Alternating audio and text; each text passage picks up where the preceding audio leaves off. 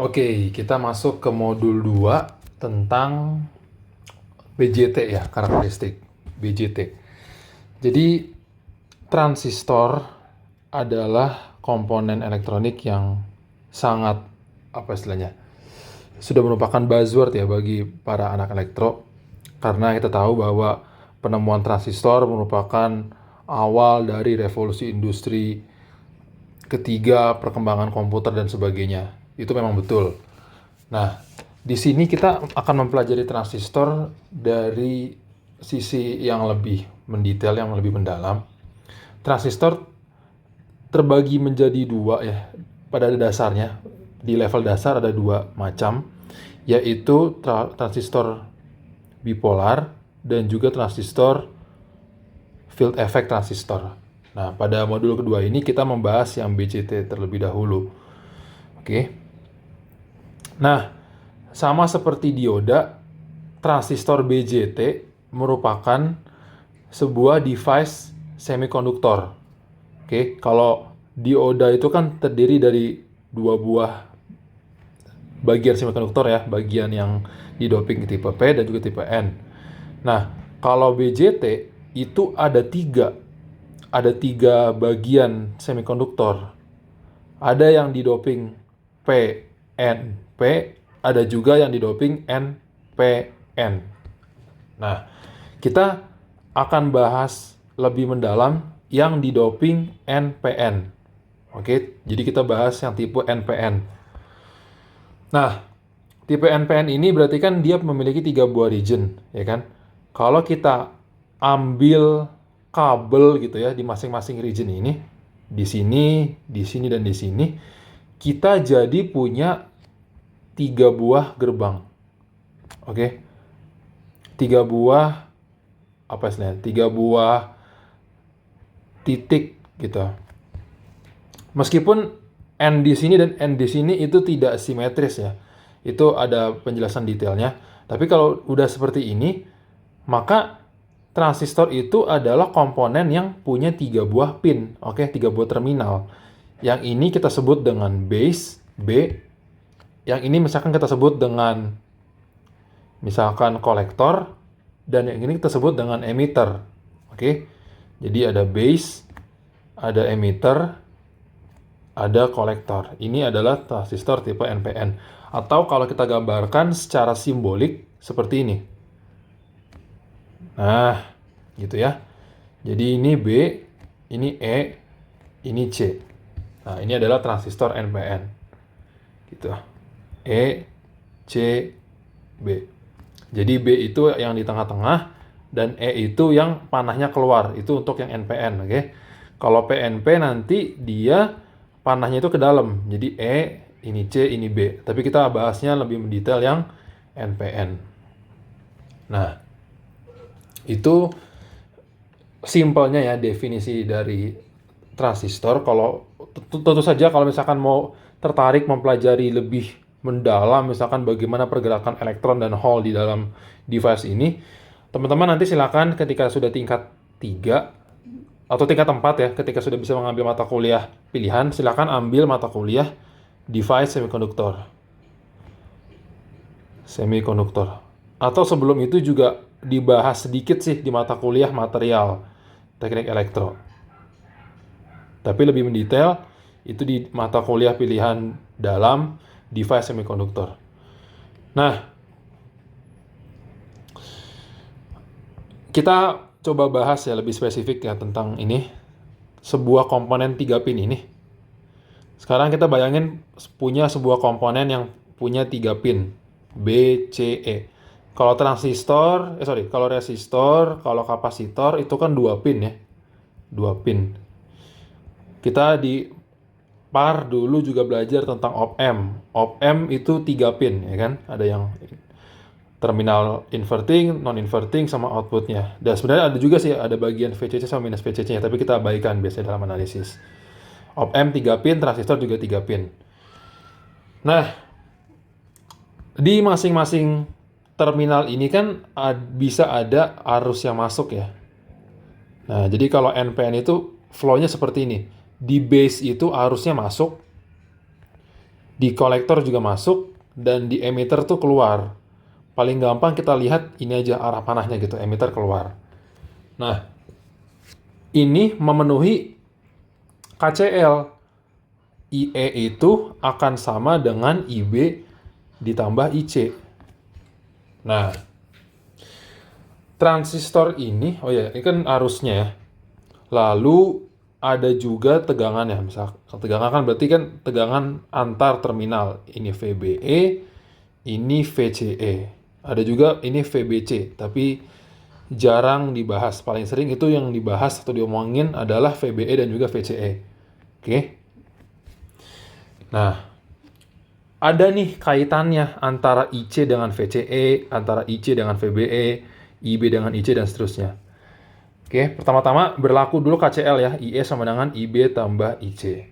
Nah, kita akan coba lihat bagaimana grafik dari arus terhadap tegangan pada transistor. Kalau misalkan resistor kan jelas ya, arusnya, arus terhadap tegangan itu berupa garis lurus ya, I banding V. Dengan ini gradiennya adalah 1/R gitu kan gradiennya. Jelas kalau resistor. Nah, tapi kalau untuk device transistor seperti ini, dia grafiknya tidak sesimpel itu. Dan kita pun bisa mendeskripsikan misalkan grafik apa terhadap apa. Ya, misalkan grafik VBE terhadap IB dan sebagainya. Tapi yang paling umum digambarkan untuk atau grafik yang paling umum ditunjukkan untuk menggambarkan karakteristik atau perilaku dari BJT itu adalah IC-VBE dan juga IC-VCE. IC-VBE dan juga IC-VCE. Nah, nanti akan saya singgung bahwa transistor ini dia punya 3 mode kerja. 3 mode kerja. Yaitu aktif, saturasi, dan juga cut off. Ini transistor BJT ya. Kalau misalkan FET atau MOSFET, itu nanti istilahnya beda lagi. Tapi kalau BJT itu punya 3 mode kerja. Aktif, saturasi, dan cut off. Nah, kita sekarang kembali lagi ke grafik IC terhadap VCE. Sekarang, ternyata IC terhadap VCE itu grafiknya seperti ini. Nah, ini satu grafik. Ini untuk nilai IB1 misalkan ya. Kalau IB-nya kita ubah lagi, nah dia bisa berubah lagi. Nah, ini IB2 gitu. Kemudian IB kita ubah lagi. Nah, dia beda lagi gitu. Ini IB. Tapi secara umum, kalau misalkan IB-nya makin besar, dia semakin naik ininya. Semakin naik grafik ininya. Karena ya dalam hal ini berarti IB1 itu lebih kecil dari IB2, lebih kecil dari IB3. Nanti kalau ada IB4 lebih tinggi lagi, berarti di atas lagi gitu kan. Ini IB4. Nah,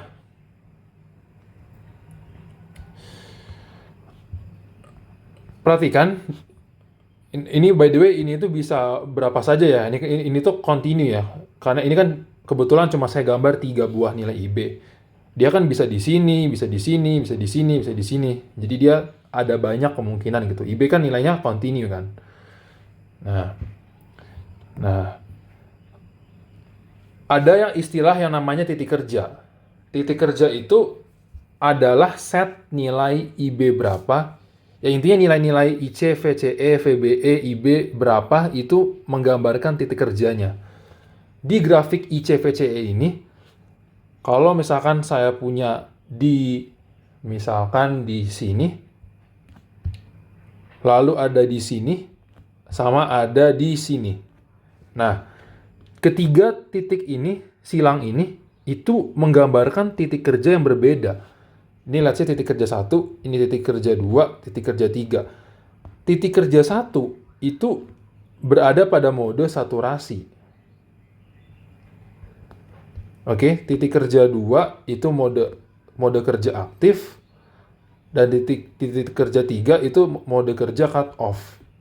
Nah, paling gampang cut off. Cut off itu terjadi ketika arus di base itu mendekati 0. Mendekati 0.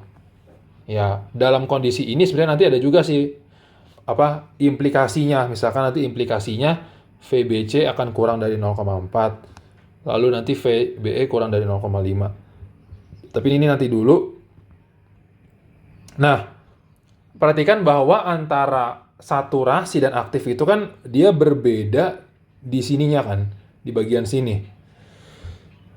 Kalau saturasi itu di grafik ICVCE itu di bagian yang agak naik gitu, yang naik seperti ini, yang curam kan. Sedangkan kalau aktif itu yang cenderung datar, oke? Jadi di sini ada nilai perbatasan, oke? Jadi ini itu sebenarnya adalah 0,3 gitu. Ini adalah 0,3. Artinya ketika VCE itu lebih besar dari 0,3, itu biasanya kita consider sebagai aktif. Kalau VCE itu tepat 0,3, ini kita sebut sebagai ujung saturasi, edge of saturation. Nah, kalau misalkan dia kurang dari 0,3, misalkan 0,2, oh berarti dia adalah saturasi. Tapi ternyata kalau misalkan terlalu kecil pun VCE-nya, dia juga mendekati 0 ya, IB-nya. Makanya, saturasi itu biasa diidentikan dengan VCE itu 0,2. Ini deep saturation ya. Deep in saturation. Sedangkan sedangkan mode kerja aktif itu VCE lebih besar dari 0,3 volt. Nah, itu sedikit grafik ICVCE ya.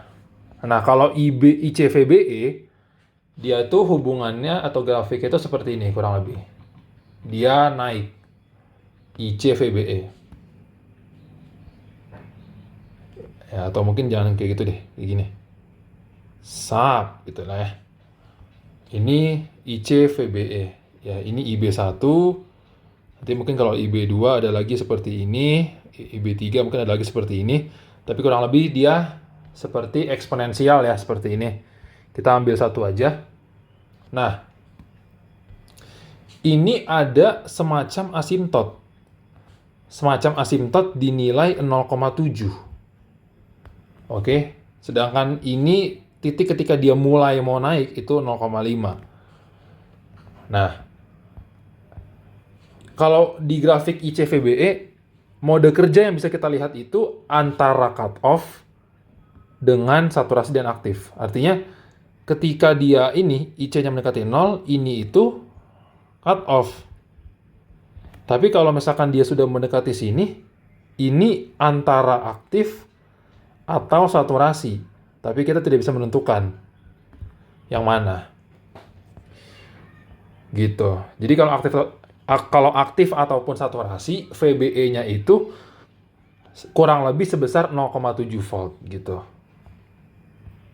Nah, ada pemodelan dari transistor. Artinya, ketika kita baru mulai menganalisis rangkaian menggunakan transistor, kita kan biasanya belum terbiasa ya dengan menggunakan simbol ini. Kita bisa merepresentasikannya dengan komponen-komponen yang sudah kita tahu. Jadi kayak gini. Kalau mode aktif, ya kan, transistor yang NPN yang seperti ini gambarnya, dapat kita gambarkan menjadi kayak gini.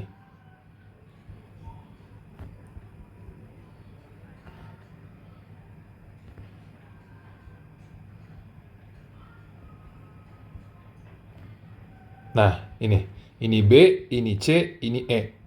Ini adalah 0,7 volt. Oke, ingat ya, ini mode aktif ya. 0,7 volt. Ini adalah beta IB. IB-nya ke arah sini, masuk. Dan ini ada VCE yang nilainya lebih besar dari 0,3 volt. Tadi ingat ya dari gambar ini 0,3 nih. Ini aktif. Kalau saturasi, dia seperti ini gambarnya. VBE tadi saya katakan sama ya. dia kurang lebih 0,7 volt juga. Lalu VCE saturasi itu tadi ya kurang lebih 0,2 volt. Oke, jadi ini adalah VCE saturasi. Ini B, ini C, ini E. Nah, ini ada IB, ini ada IC. IC-nya masuk ya, kalau NPN. Oke. Tadi kita kembali lagi ke sini. IE kan sama dengan IB tambah IC. Nah, IC dan IB itu juga punya hubungan satu sama lain. Nah, dalam mode kerja aktif, IC sama dengan beta kali IB. Beta ini parameter yang bergantung dari ininya, materialnya gitu. Jadi kalau misalkan transistor NPN tipe apa, itu nilai betanya sekian. Kalau transistor lain, dia betanya bisa beda-beda gitu. Nah, tapi beta ini, kalau dalam mode aktif, ini ada di order ratusan. Tipikalnya sih 100 atau 200 ya, tipikalnya. Nah, kalau saturasi, ini saya kotakin dulu deh, penting juga soalnya. Kalau saturasi, sama IC sama dengan beta IB. Tapi betanya ini beta sat namanya, beta saturasi. Dan ini tuh lebih kecil, dia order puluhan. Biasanya ya 30 atau 20 dan sebagainya. Tapi order puluhan gitu. Jadi beta tuh lebih besar daripada beta saturasi. Oke. Nah, ya kalau cut off sih jelas ya. Cut off kan dia tidak ada arus yang mengalir. Berarti nanti kita bisa gambarkan gini aja sih. Kalau misalkan cut off ya, BCE ya, ini nggak ada tegangan, tapi ini ada VBE. Tadi saya katakan dia nilainya berapa tadi? Mana tadi? Nah, ini VBC kurang dari 0,4, VBE kurang dari 0,5. VBE kurang dari 0,5 sama VBC kurang dari 0,4. Ya, arus sama dengan 0. Ini kalau cut off. Yang penting ini sih untuk saturasi dan juga aktif dan saturasi. Cara mengingatnya, untuk kedua mode ini, VBE itu pasti 0,7. Lagi-lagi, nilai 0,7 ini bergantung tipe transistornya ya. Jadi kalau misalkan transistor pakai yang tipe lain, bisa jadi berbeda. Tapi untuk jenis transistor yang bisa kita gunakan di LK itu tipikalnya 0,7. Ya mungkin dia 0,6 sekian, 0,5 sekian, 0,7 sekian. Tapi rata-rata biasanya 0,7 kita ambil ya. Kalau aktif, ingat syaratnya VCE lebih besar dari 0,3. Dan kalau saturasi dia kurang dari 0,3, biasanya 0,2 tipikalnya. Seperti itu. Kemudian, oh ya, perlu diingat ya. Ini kan ada gambar IC terhadap VCE ya. Grafik IC terhadap VCE. Di aktif seakan-akan IC ini tidak naik lagi ya kan. Dia seakan-akan garis lurus. Tapi dia sesungguhnya memiliki gradien, dia memiliki kemiringan. Dan ternyata kalau misalkan antar garis ini kita tarik garis apa istilahnya? Jadi ini misalkan garis lurus ya. Ini garis lurus, tapi gradiennya bukan 0. Dia kalau kita perpanjang, dia ternyata akan berpotongan di satu titik. Di satu titik yang negatif dan sangat besar. Dan ini kita sebut sebagai minus VA. Minus VA itu istilahnya adalah tegangan early, efek early. Oke, tegangan early. Nah, non-idealitas ini itu membuat model dari transistor ini agak sedikit berbeda. Agak sedikit berubah, sedikit ada penambahan. Jadi, kalau kita mempertimbangkan efek early, gambar atau model dari transistor ini ada tambahan komponen lagi di sini. RO. Ini akibat efek early. Oke? Dengan RO itu adalah VA dibagi dengan IC aksen. Nah, kenapa IC aksen? IC aksen ini adalah arus kolektor saat efek early diabaikan. Oke, itu sedikit info aja. Tapi nanti ketika melakukan praktikum, kan teman-teman juga akan diminta ya, berapa tegangan early-nya. Teman-teman akan menggunakan sebuah alat yang namanya DCA Pro. Dia itu bisa mengambil mendapatkan grafik IC-VCE. IC-VCE. Nah, untuk mendapatkan tegangan early, teman-teman bisa ya melakukan, ya anggap aja ini sebagai sebuah persamaan garis gitu, tapi teman-teman ambil titik yang jauh ya. Titik yang jauh dari batas saturasi, ambil 2 titik, diperpanjang, dicari saat VCE 0, saat IC 0, ini VCE-nya berapa, dan ini adalah sama dengan minus VA. Ya, ini menggunakan matematik aja ya. Atau, kalau let's say, ini tuh titiknya, misalkan VCE 2, IC 2, ini VCE 1, IC 1, ya dari matematika SMA, teman-teman bisa cari ya. Ini kan minus VA nih. VA itu adalah VCE 2, IC 1, minus VCE 1, IC 2 dibagi IC 2 kurang IC 1. Seperti itu. Itu tentang tegangan early. Nah, next. Ini yang pentingnya nih. Ini bagian yang sangat penting dari analisis transistor. Kita menganalisis rangkaian transistor untuk yang DC ya. Signifikansinya apa? Jadi transistor ini kan untuk aplikasi tertentu ingin kita atur supaya dia berada pada mode operasi tertentu, ya kan? Misalkan gini deh, saya lupa sebutkan ya. Transistor dalam mode kerja aktif dia biasa dipakai untuk amplifier sebagai penguat. Sedangkan untuk mode kerja ini transistor biasa dipakai untuk switching.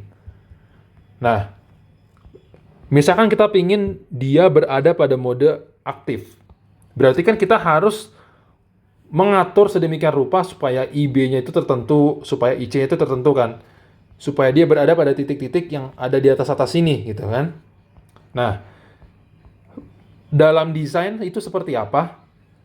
Jadi dalam desain yang bisa kita lakukan untuk membuat transistor bekerja pada mode operasi tertentu adalah dengan cara mengatur biasnya, oke? Jadi biasing.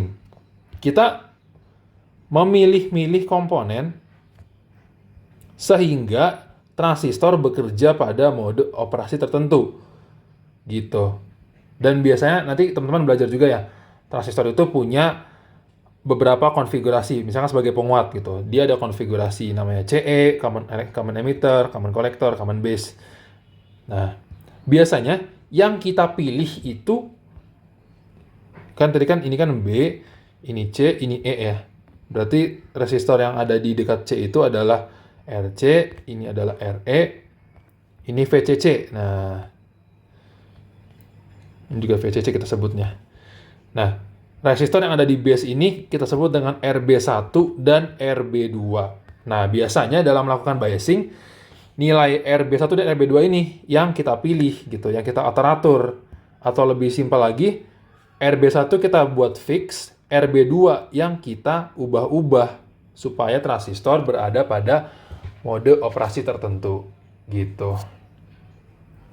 Nah, kita coba melakukan sedikit analisis ya. Coba. Ini kita coba analisis saja. Nanti teman-teman ketika praktikum kan juga ada nilai-nilainya sendiri ya. RB1 itu berapa di kitnya, RC-nya berapa, RE-nya berapa. Ini saya kasih sampel aja, angkanya agak sembarang. Let's say diketahui VCC-nya tipikal biasanya 15 volt ya, atau 10 volt biasanya. Kemudian RC misalkan 5 kilo ohm, RE-nya misalkan 3 kilo ohm, lalu RB1 misalkan 100 kilo ohm. RB2 misalkan ya langsung aja deh dikasih tahu ya 50 kilo ohm gitu. Nah, misalkan ketika aktif betanya itu adalah 100, tapi ketika saturasi betanya itu adalah 30 misalkan. Nah, dalam kondisi pemilihan komponen dan nilai-nilai ini, kita disuruh mencari berapa nilai tegangan dan arus pada semua node-nya.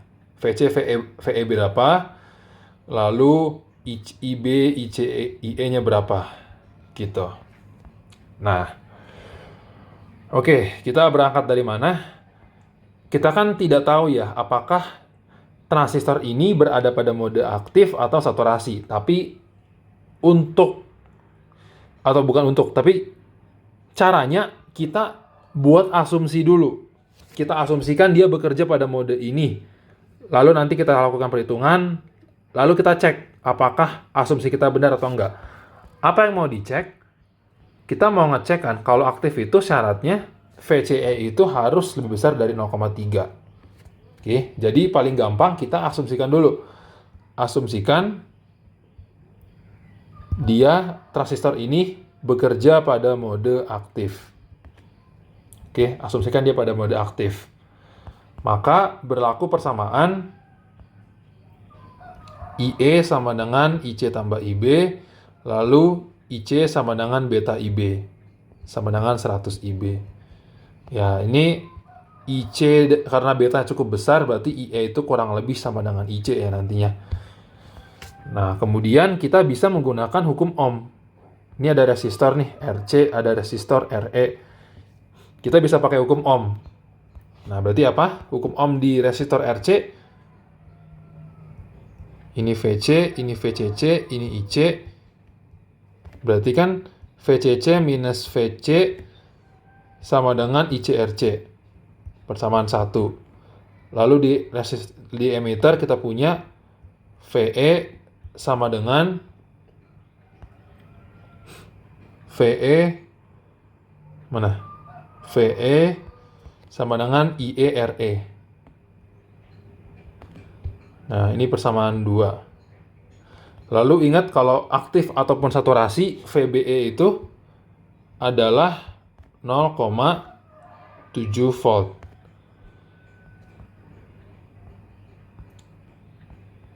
VBE adalah 0,7 volt.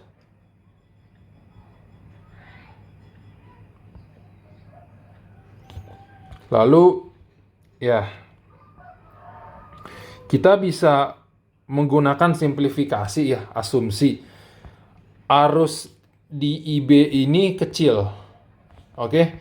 Biasanya IC itu kan order miliampere ya. IB itu biasanya order mikroampere. Order mikroampere. Maka kita asumsikan ini itu dia apa ya?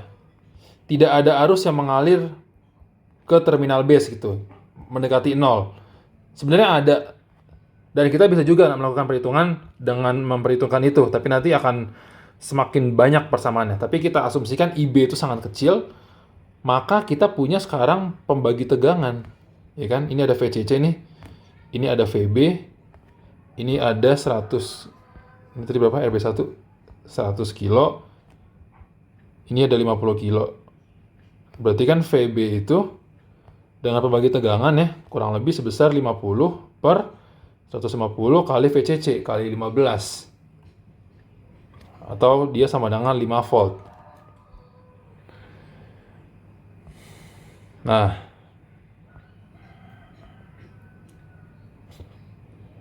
VB itu 5 volt, VBE aktif itu kan adalah VB kurang VE.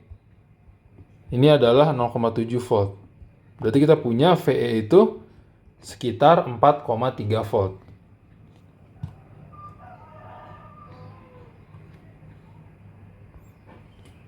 Ya kan? VB kurang VBE 4,3 volt. VE itu 4,3 volt. Lalu kita menghitung IB. VE 4,3 volt. Kemudian kita bisa hitung IE. IE berarti kan adalah VE dibagi RE ya. Berarti kurang lebih 4,3 dibagi berapa tadi RE-nya? 3 kilo ohm. Ini adalah 4,3 dibagi 3, ini 1, coba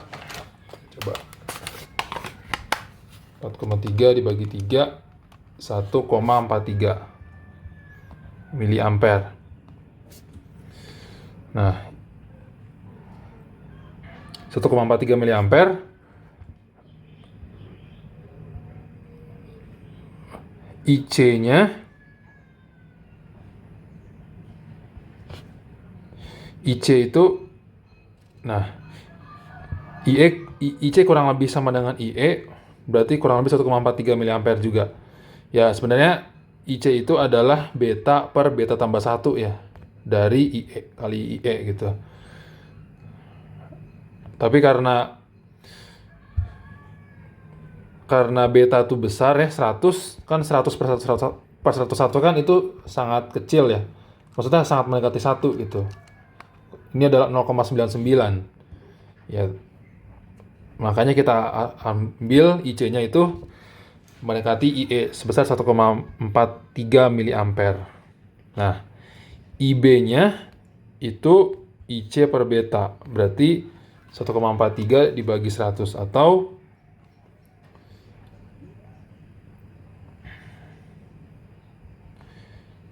1,43 bagi 100. 143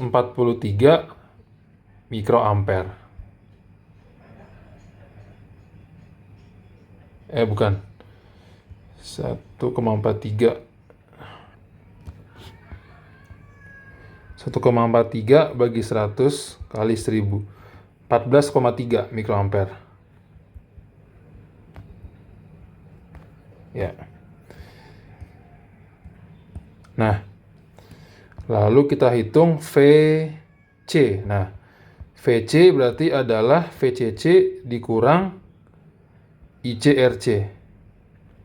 VCC-nya tadi 15, IC-nya 1,43 miliampere, RC-nya adalah 5 kilo ohm. Jadi ini adalah 15 dikurang 1,43 kali 5. 7,85. 5 volt.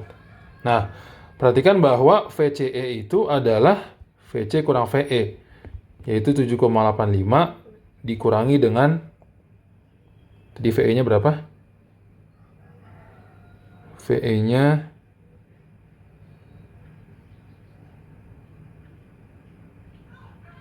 4,3 ya tadi ya.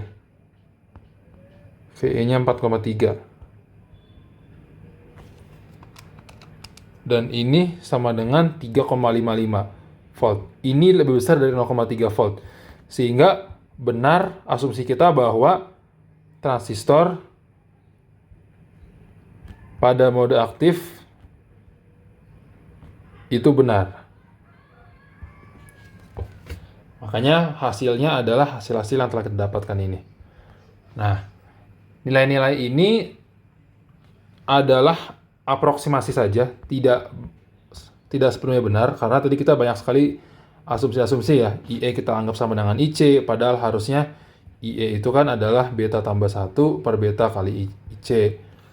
Lalu kemudian tadi kita asumsikan juga IB sangat kecil, padahal seharusnya kita bisa menggunakan KCL ya, VCC dikurang VC per 100K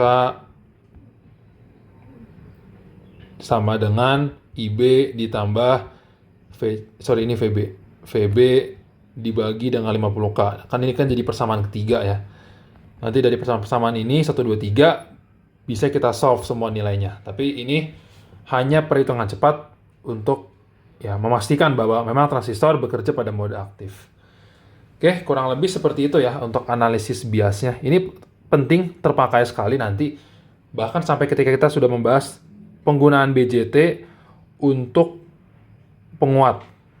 Karena nanti ketika kita membahas BJT sebagai penguat, selain kita menentukan gain, kita juga menentukan ini, titik kerjanya, DC biasnya gitu. Oke, untuk modul 2, ini udah semuanya saya cover ya dalam satu video.